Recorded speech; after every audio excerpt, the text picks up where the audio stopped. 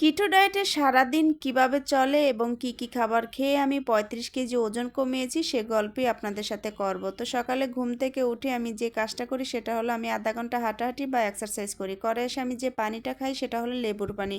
কুসুম গরম পানিতে আমি আদার রস লেবুর রস দিয়ে আমি এই পানিটা খাই।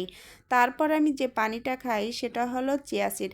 এটা আমি নর্মাল পানি দিয়েই খাই, আমি কুসুম গরম পানি নেই না, যেহেতু আমি লেবুর পানিটা কুসুম গরম পানি দিয়ে খেয়েছি।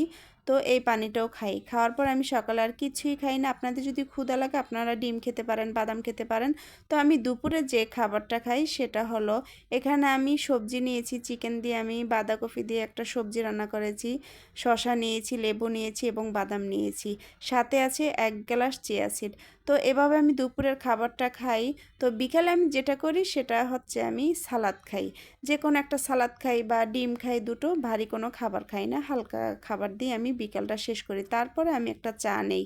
তো এই হলো আমার কিটো ডায়েটের খাবার। যদি ভালো লাগে লাইক কমেন্ট শেয়ার দিয়ে পাশে থাকবেন।